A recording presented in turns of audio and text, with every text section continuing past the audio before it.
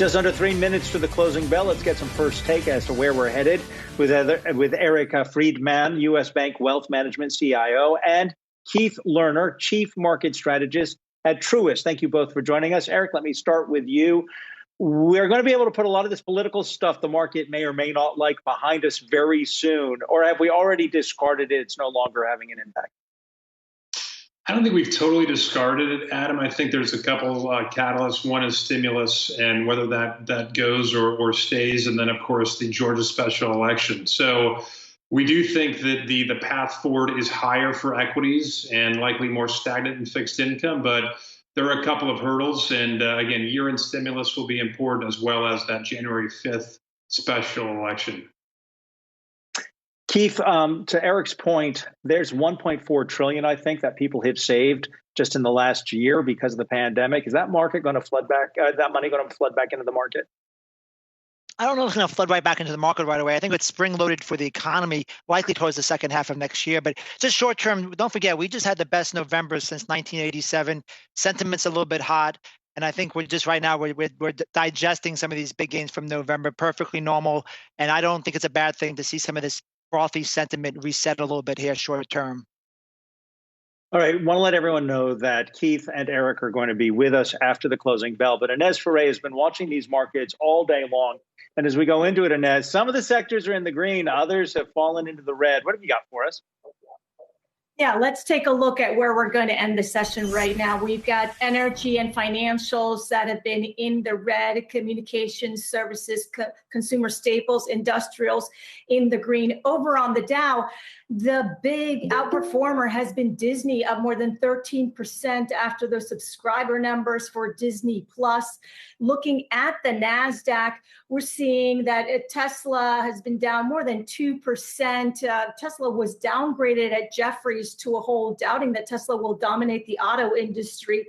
Then just taking a look at Lululemon, that's down more than 6% after its quarterly results, beating on the top and bottom, but its fourth quarter year-over-year revenue growth is expected to trail its third quarter results.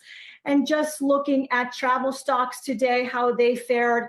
In the red, you did have a downgrade from Deutsche Bank, downgrading Delta, American, and JetBlue. Here's the closing bell for Friday.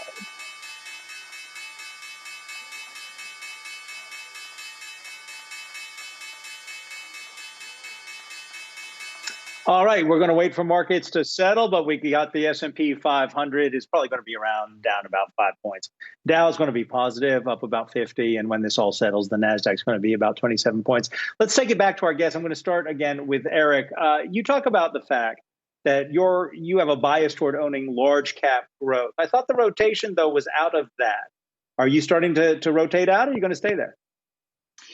Yes, we actually have been trimming, Adam, throughout the course of the past really 3-4 months. And really that was a compelling idea back in March.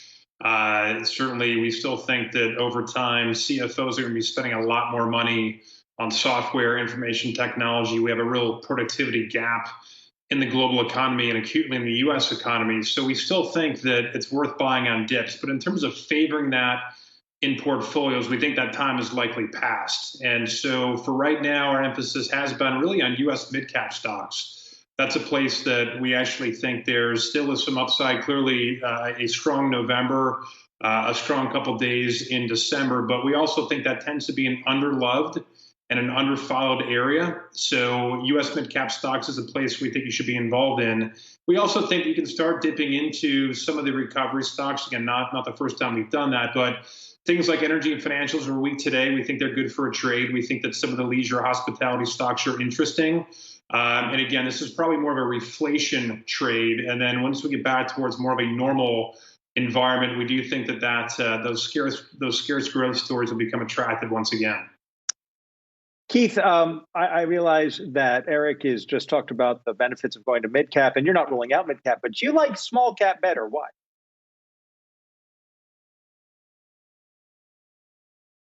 Inflation trade, and we are still pairing that with some with large growth as well. When we look at the reflation trade with small caps, they've just had the worst underperformance that we saw since 2000, and the valuations are at a big discount to large caps. and the earning trends are actually stronger than pretty much any other part of the market. And that's a reason why we still think there's upside for small caps. I want to look at sectors too, because you're underweight, or you would recommend. I saw the note. There's a great chart.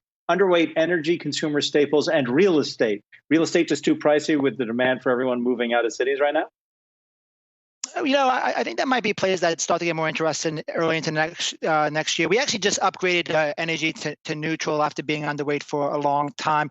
The way we're playing this recovery is we still want to barbell this to a certain extent. We think there will be some unevenness short term with some of the COVID numbers, but I think the market is looking correctly to the other side, 12 months away. So what we're doing is we're barbelling with materials and industrials. That's our favorite areas on the economically sensitive side. And then on the growth side, we still have some of our money in technology and discretionary, and we think that's an effective barbell to help during this kind of unevenness that we still expect short term.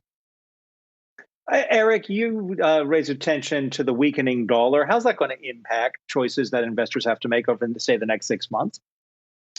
I think a couple of things. One, Adam, is that we're approaching a really important technical level for the dollar, especially versus the euro. And so one of the great sources of excess return or alpha for investors like us has been to really underweight international stocks, particularly international developed, Japan and Europe. And that's been a place where we've been able to make a lot of relative money.